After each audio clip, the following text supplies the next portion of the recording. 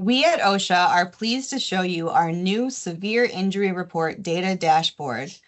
This video will briefly demonstrate how to use the dashboard, where these data come from, what limitations the dataset have, and where you can find the complete dataset if you'd like. To start, this dashboard displays data from OSHA's Severe Injury Database. Per 1904.39, employers are required to report any work-related injuries or illnesses that result in inpatient hospitalization, an amputation, or eye loss. The dataset and dashboard cover all establishments under federal OSHA. I'll demonstrate later that severe injuries reported from state-planned states are not included. Therefore, the results presented on this dashboard do not represent severe injuries across the entire United States. OSHA estimates that these data cover about half of U.S. workers. Here's a peek of the data set the dashboard is working from. You can view it by selecting the Download the Full Dataset button here. Each of these records is a severe injury reported to OSHA, some of which have been investigated by OSHA staff. Each narrative describes what happened to the worker. These narratives have been reviewed, cleaned up, and coded to include an event, source, nature of injury, and what body parts were affected. These records are coded according to the Bureau of Labor Statistics Occupational Injury and Illness Classification System, also known as OICS codes. And you can explore the OICS code tree here. Coding these records makes analysis much easier for anyone interested, and the narratives provide further insight into each severe injury. OSHA provides these data free to the public, and it is regularly updated each month with an intentional 6-month delay. To use the dashboard, review the available filters and apply any filters of interest. For example, to view severe injuries reported from the U.S. Postal Service, you can enter postal in the establishment name and then select search.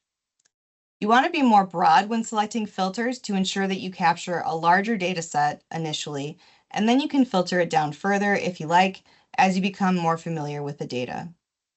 After selecting your filters, the dashboard will refresh and then display the information for all the establishments in the dataset that contain the word postal in the name.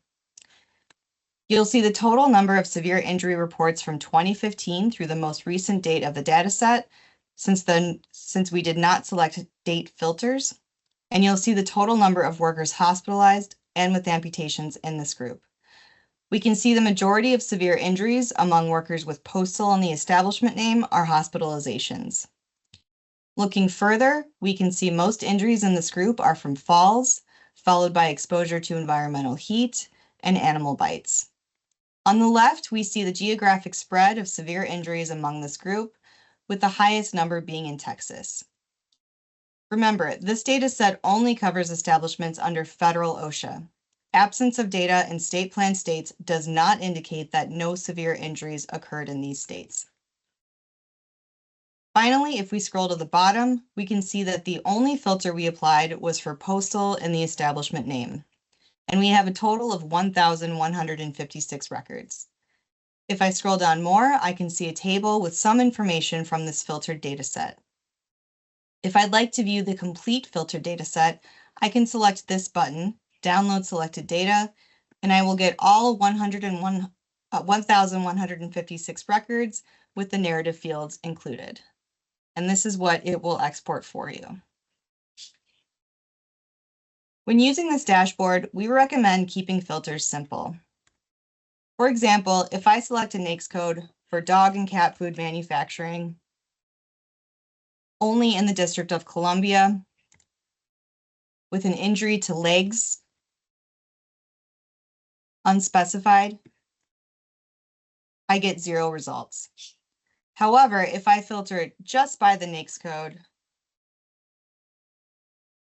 I see that there are severe injuries reported from this industry alone.